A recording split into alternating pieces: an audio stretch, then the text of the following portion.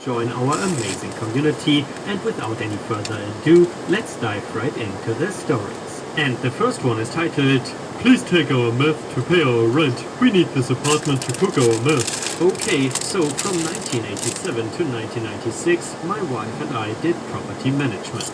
In 1986, a Navy buddy and I bought this condemned apartment building by the beach, fixed it up, and began renting the units out. Things were good at first, everything was newly renovated, so the apartments went for more compared to other units in the area. Keep in mind, most of these units have not been updated since the 1960s. Now, here comes the nightmare tenant from hell, Barbie girl and meth dealer boyfriend. Barbie girl was really a pretty tall blonde and drove a hot blue Camaro. Meth dealer boyfriend was tall, had tattoos everywhere possible on his body, and had a tall mohawk. Barbie girl was just raving about the apartment and how she liked it because it was close to the beach. We look over things, she pays me 5 months rent, and she moves all of her designer pink furniture in the unit. She was a good tenant at first, but then she called for me to make all kinds of upgrades to her apartment. In one case, she wanted me to buy her a microwave, which was super expensive at the time. Her reasoning was, "The other apartment building throw in something when you put that much rent down, so I should get something more." 4 weeks passed, she kept calling for this and other things. I kept telling her no. She thought my no meant yes because she kept getting angry over stuff. I told her that I wasn't going to give her. She then filed a civil suit against me in court for the condition of her apartment.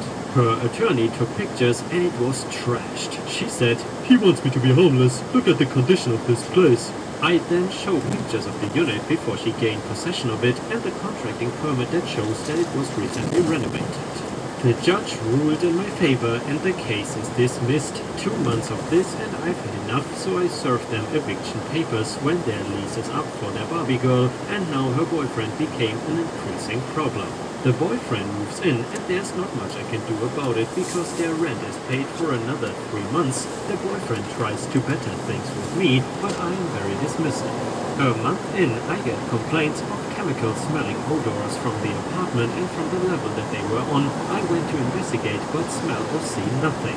No more complaints, so I continue for another 2 months disregarding it. Mid-July, I am just waiting for August so I can kick them out. At this point, I have not seen Barbie girl in months, but her Camaro is still parked in front, so I think that she's in the unit living it up with her boyfriend. I again get complaints from several tenants about a chemical odor smell. A guy that was a mechanic said it smelled like batteries, which I agreed it did. I go over and knock on the door and they don't let me in.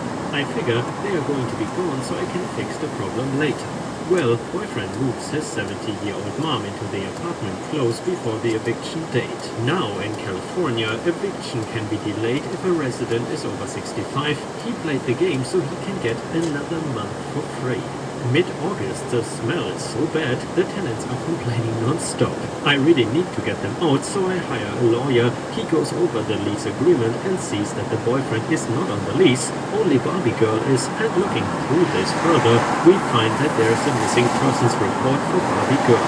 So we do the logical thing, go to the LAPD, file a report for trespassing, and I give them the information that I haven't seen Barbie girl in months. They go in with a search warrant, and Jesus Christ, the place looked like it survived an atomic bomb.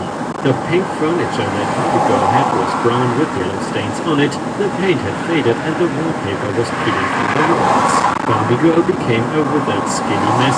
Her hair had white patches in it, and her skin looked horrid. I assumed she was using, and the cops found out she was. They get arrested, they are taken away, and the mom is put in a care facility. The apartment is sealed off with crime scene tape. I think they made bail because a title loan company came to pick up the Camaro, and 8 days later they came back. One of the tenants said that someone was messing with their apartment, and it was them. I called the cops to kick them out. They are kicking and screaming about, "How dare I kick them out of their home," and how they promised to be good, and if I would take meth, to pay rent. They proceeded to plat and beg, "We need this apartment to cook our meth. Please take our meth. Just 1 month." They are taken away by the cops, and I did hear from them again until a couple of weeks ago because I did not refund Barbie girl's security deposit, and she was asking for it so she could get her Camaro back.